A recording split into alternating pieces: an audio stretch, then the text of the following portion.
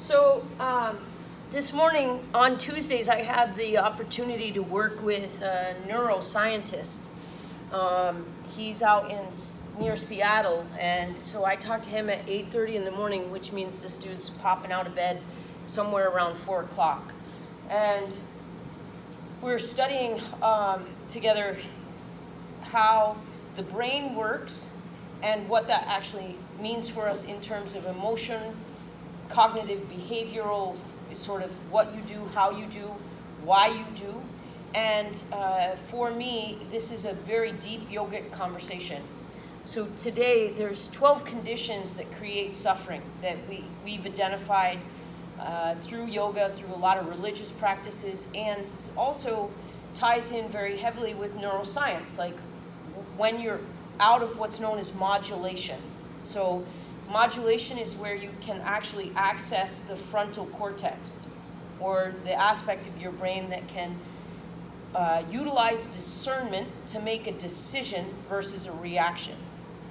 The challenge is, however, that's the most evolutionary aspect of our brain. It's the newest thing to come online. And so what generally is happening is your brainstem is doing some degree of threat evaluation, what I call very loosely the 4 Fs.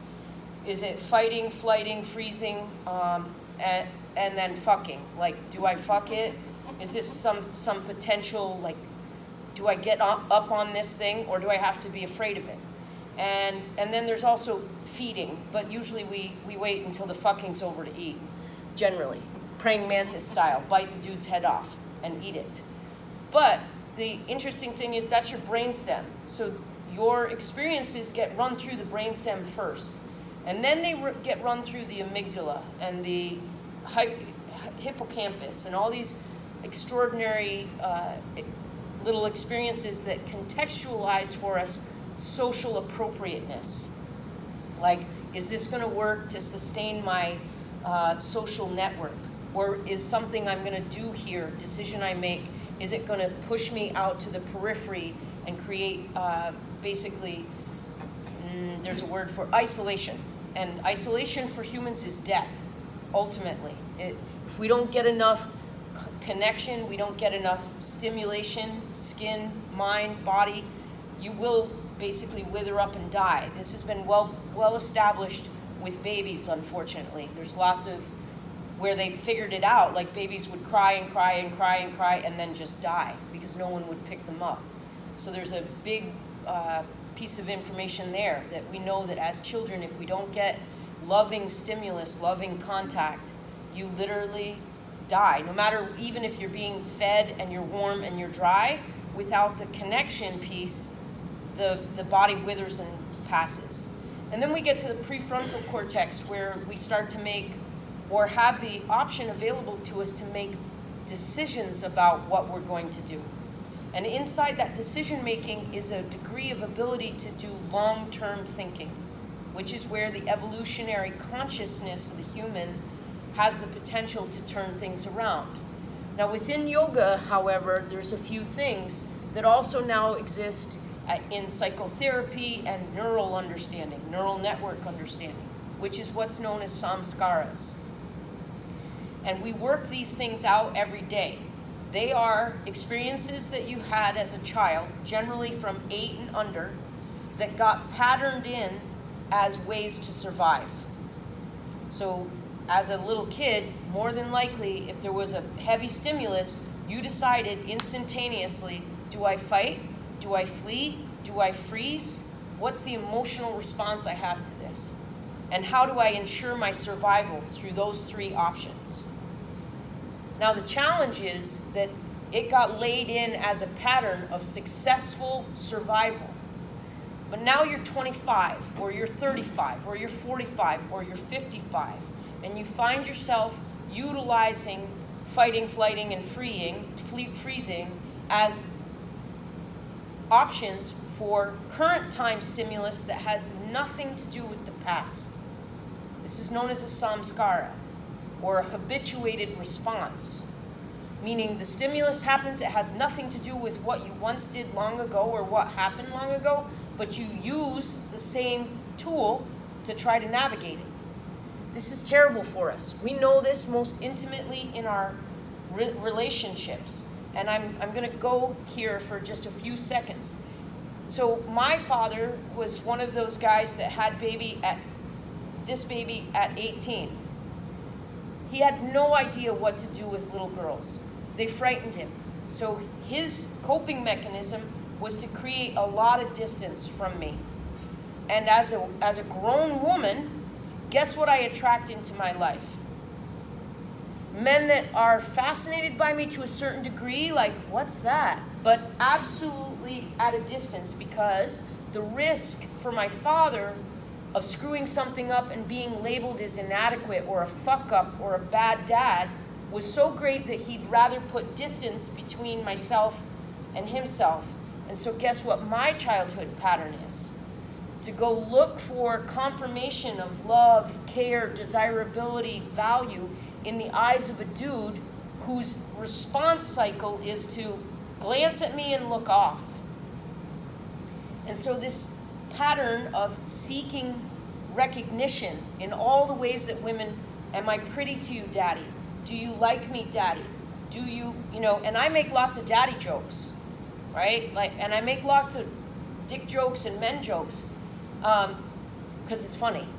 But also because it's where I know, right, having looked at my pattern behavior in my relationships, I see that again and again, I bring in some dude that has some push from the feminine. And so there's pain, there's suffering that happens in that. Because I keep bumping up against that guy, like, do you see me? Do you want me? Do you want me around? What about me? In a little girl style. All the way up to full-blown Paleolithic booby goddess style, right? Like, how about some of this, right? And so the patterned response inside my own mind creates current time suffering. Because I don't get it, because I inevitably attract the guy that's like, And so part of my work now, and it'll all come back to the yoga, is to figure out how to settle down in the mystery, in the discomfort of knowing I have a familiar pattern and wanting desperately to break it, wanting to call into my life a response to the masculine that's an invitation and not a demand. Because inevitably the dude that comes to me had someone in his life who demanded their attention, and his patterned response is, I need some fucking space. So the healing that's there, that's available, only comes when I'm like, the invitation is here, and it's rich, and it's beautiful, and I reside in the belief, in a feeling state that I'm enough, and I'm adequate, whether or not this motherfucker says yes to me. Because if I can't hold that truth in my being, he can't come to me, because all he's getting is the demand. These patterned moments.